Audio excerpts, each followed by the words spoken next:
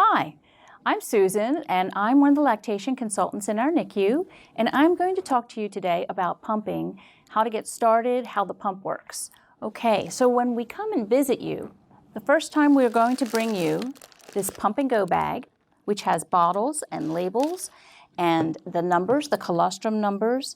It also has a green instruction card that gives you instructions as well.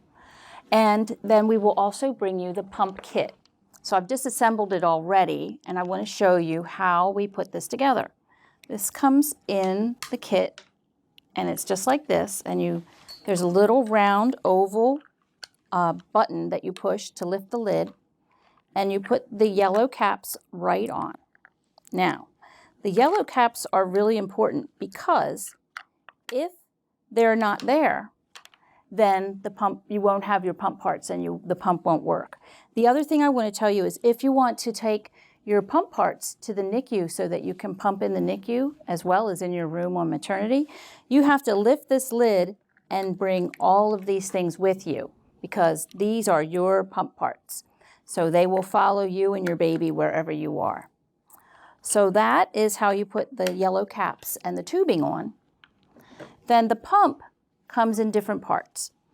So the first thing I want to show you is this is the flange. This is the part that fits on the breast over the nipple, and they come in different sizes. The 24 is what most moms start out at. This is a 27. We go all the way up to 36. So we'll help you with that if you feel like the pump flange is too tight or too loose. We can work with you. Okay, so this is the clear plastic connector, this piece here, and the yellow piece is called the valve, and the white piece is the membrane. All these pieces are really important. If you don't have one of these pieces, the pump won't work. So the yellow valve goes on the circle in a circle. The white membrane only fits one way, goes right on top. The bottle screws on over that. The tubing plugs into this little hole, and then the flange fits here, and then you hold that. So you have to, obviously you want to set them both up because you want to pump both sides at one time. Unless you are doing massage, and then you can do one side at a time. But for the most times, we tell moms to pump both sides at the same time. So you're holding the flanges at your breast, and you turn the pump on. So in the very beginning, you're going to use this button with the circle and this button that has an arrow. You're going to use both of them.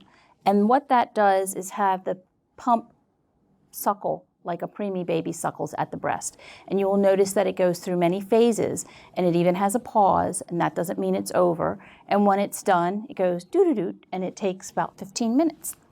Now, when you're getting 20 mLs, and that can be 10 and 10, 15 and 5, 20 on one side and nothing on the other. Then you go to the standard mode. And the standard mode is just pushing this button that'll be on the left as you're facing it. And it's the one with the round circle on it. The thing in the middle is to increase the suction. So there's a little guide here, and it has drops. And you only want to increase it in the beginning to about 4 to 5 drops. Because if you increase the suction too much, you can cause trauma to your nipples. So we don't want that. So only to 4 to 5 drops. Sometimes moms want to know that they think the pump isn't working and they're trying to figure out why. What I can tell you is the main reason why the pump isn't working is this little white membrane is missing in action, or it is ripped or torn, or it's just not sitting in there right and you need to use another one. And in your actual pump kit, you get another set. So hold on to those just in case you need them. So that is really important. And then once you're getting 20 mLs, you'll go to this button and only push this button with the round circle on it. When you're finished pumping, you want to disconnect the tubing, wrap it in the lid, and turn the pump up. Now you can turn it up really high. Because many times you get condensation in your tubing, and when you turn the pump up really high, then it will suck air through the tubing and dry it out, and that way your tubing won't get moldy. So I'm going to turn this off for now, and now we're going to talk about washing. So to wash your pump parts, you need to take everything apart. So the flange comes off, the plastic connector comes off, the yellow valve, and you take the white membrane off. If you make milk, you put the lid on it, put the colostrum number on it, your name label on it, and make sure it gets to the NICU or in your refrigerator. If you didn't make milk the first few times, sometimes you don't, you throw the bottle away and you just wash your pump parts and get a fresh bottle for the next time. When you wash your pump parts, you want to use either a wet soapy paper towel, or we have little green sponges on a stick, and you can just wash all of these just like you were washing your dishes at home. Make sure you go inside this little yellow valve, because the milk actually goes through here and then it comes out through the holes into the bottle.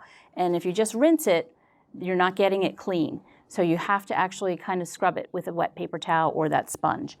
Then you want to rinse them off and dry them. And you can dry them with paper towels and put it back together for next time. Once a day, every 24 hours, we would like you to use this quick clean steam bag. And on the back is directions, but it's clean parts go in here. You can also put a pacifier in here. You can put a nipple shield in here later on if you need to. We like to write your name here and then pump parts, because if you're using a home bottle system, we would have a separate bag for a home bottle.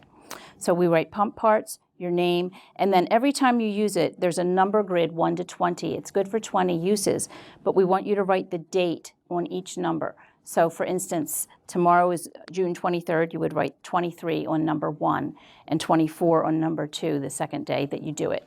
We do that because we want you to steam it every day, and we want to be able to check to make sure that's being done. Years ago, people used to have to boil everything to sterilize them, and now we have the microwave, and it's much more convenient and easy, but we still need to do it. That's how the Medela Symphony Pump works. If you have any questions, please check with the nurses at the bedside or your lactation consultant, and I'll see you in the NICU.